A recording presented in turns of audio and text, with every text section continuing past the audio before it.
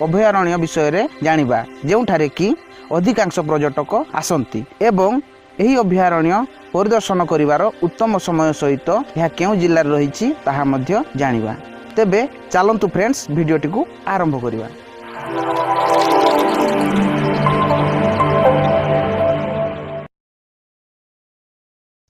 Number 10 Bhitarkanika national park. यह ओडिशार एक प्रसिद्ध तथा बहु परिदर्शित वन्यजंतु अभयारण्य मध्यरु अन्यतम।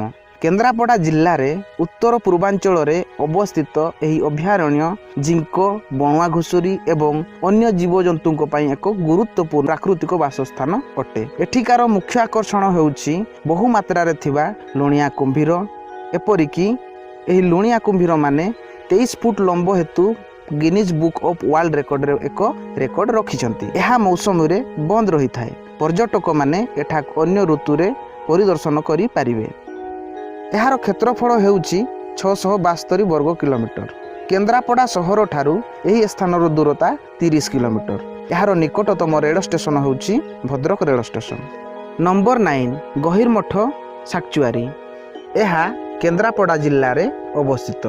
एहार क्षेत्रफल हेउछि 1435 वर्ग किलोमीटर। गहिरमठ अभयारण्य भितरकनिका जातीय उद्यानर निकटवर्ती स्थान रे अवस्थित। एहा ओडिशार एकमात्र कईच अभयारण्य। एठारे आपण ओलिव रिडले कईच को देखि पारिबे। एहा कईच मानक पई विश्वर सबुठारु गुरुत्वपूर्ण बसा बेला भूमि। एठाकू परिदर्शन करिवार भल समय हेउछि अक्टोबर रु फेब्रुआरी मास मध्यरे। केन्द्रापड़ा सहर ठारू एही स्थानर दूरता 87 किलोमीटर। एहार निकटतम रेल स्टेशन हेउछि Bhadrak rail station. Number 8 Chandaka Dampara साक्चुआरी।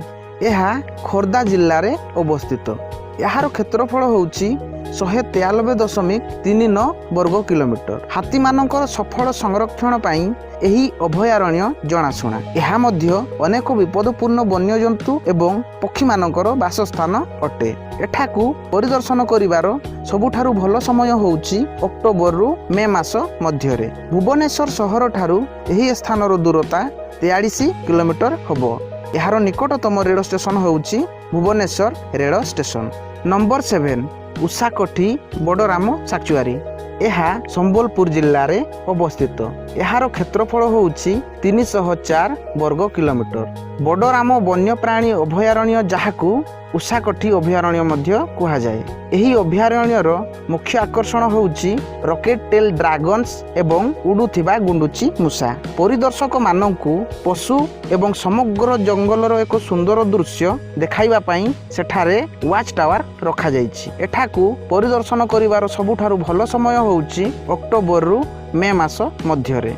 Sambalpur सहर ठारू एही स्थानर दूरता 38 किलोमीटर। एहार निकटतम रेल स्टेशन होउछि Sambalpur rail station. Number 6 Simlipal tiger reserve. एहा मयूरभंज जिल्ला रे अवस्थित। एहार क्षेत्रफल होउछि 2750 वर्ग किलोमीटर। सिमलीपाड़ ओडिशार जंगलर रानी। एहा भारतर सबुठारु बड़ रिजर्व फॉरेस्ट ब्लॉक। एठारे बणुआ जंतु जेपरिकी बाघ, चिताबाघ, हाथी, संबर इत्यादि एवं 304 प्रजातिर पक्षी मानकर एक सुंदर वासस्थान अटे।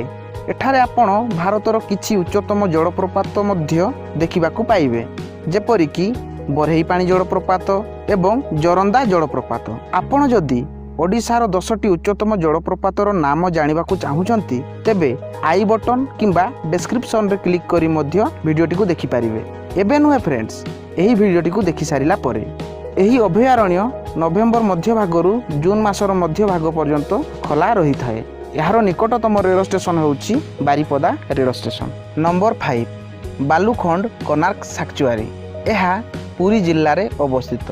एहार क्षेत्रफल हेउछि 71.71 वर्ग किलोमीटर।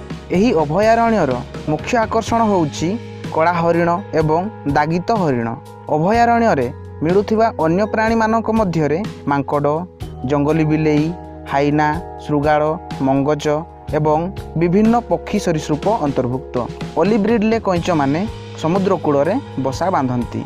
एही स्थान को परिदर्शन करिवार सबुठारु भल समय होउछि नवेम्बर रु फेब्रुआरी मास मध्यरे। एही अभयारण्यर प्रवेश पथ ठारू पुरी सहर दूरता मात्र 3 किलोमीटर। एहार निकटतम रेल स्टेशन होउची Puri rail station. Number 4 Sunabeda wild life sanctuary. यह नुआपड़ा जिल्ला रे अवस्थित। एहार क्षेत्रफल होउची 600 वर्ग किलोमीटर। पश्चिम ओडिशार अन्य पर्यटन स्थली सुनाबेड़ा अभयारण्य विशेष करी जलप्रपात एवं पक्षी विहार पर्यटक मानकु आकृष्ट करिथाए। एठाकु परिदर्शन करिवार सबुठारु भल समय होउची नवेम्बर रु एप्रिल मास मध्यरे। नुआपड़ारू एही अभयारण्यर दूरता 25 किलोमीटर। एहार निकटतम रेल स्टेशन होउची नुआपड़ा रेल स्टेशन। एही अभयारण्यरू जंक नदी उत्पन्न होइछि। Number 3 देब्रीगढ़ sanctuary. यह बरगढ़ जिल्ला रे अवस्थित। एहार क्षेत्रफल होउची 353 वर्ग किलोमीटर। देब्रीगढ़ अभयारण्य चिताबाघ, बिसन, सांबर, चुसिंगा, नीलगाई इत्यादि पाई यह एक उत्कृष्ट बासस्थान। एठारे बहु प्रकारर जीवजंतु, सरीसृप, पक्षी इत्यादि बास करती। अभयारण्यर सुंदर दृश्य एवं चमत्कार जलप्रपात पाई मध्य यह प्रसिद्ध। एही स्थान को परिदर्शन करिवार भल समय होउची नवेम्बर रु जून मास मध्यरे। बरगढ़ रु एही स्थानर दूरता 30 किलोमीटर। एहार निकटतम रेल स्टेशन होउची Bargarh rail station. Number 2 Satkosia gorge sanctuary. यह नयागढ़ जिल्ला रे अवस्थित। एहार क्षेत्रफल होउची 795.59 वर्ग किलोमीटर।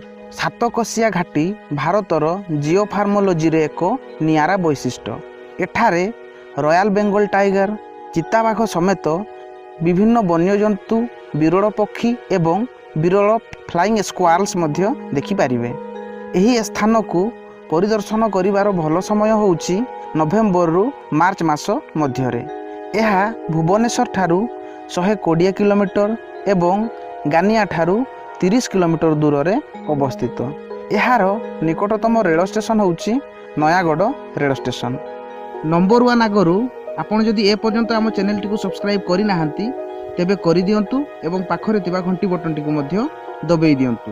एथिरु कोन हबो ना मु जेबे भी नुआ वीडियो अपलोड करिवि आपण को तुरंत एहार नोटिफिकेशन मिलि जिवो। Number 1 Chilika lake bird sanctuary. यह पुरी जिल्ला रे अवस्थित। एही ह्रदर क्षेत्रफल 1165 वर्ग किलोमीटर। चिलिका ह्रद भारतर बृहत्तम उपकूल लागुन एवं विश्वर द्वितीय बृहत्तम लागुन। चिलिकार सातपड़ा हेउची ओडिशार सबुठारु लोकप्रिय पर्यटन स्थान। कालीजाई मंदिर एवं अगणति प्रकारर पक्षी सह एठारे थिबा डॉल्फिन पाई यह प्रसिद्ध। एही स्थानटी अत्यंत चमत्कार एवं आनंददायक। जीवन रे थरे एही स्थान को दर्शन करिबा जरूरी अटे। शीत ऋतु रे एही स्थान को बुली आसीबा सबुठारु भलो हेबो। पुरी ठारू एही स्थानर दूरता 48 किलोमीटर। एहार निकटतम रेल स्टेशन होउची पुरी रेल स्टेशन। आपण वीडियोटी को शेष पर्यंत देखिथिबारु आपण को बहुत बहुत धन्यवाद। पुणी देखा हबो आउ एको एमिति नुआ वीडियो रे।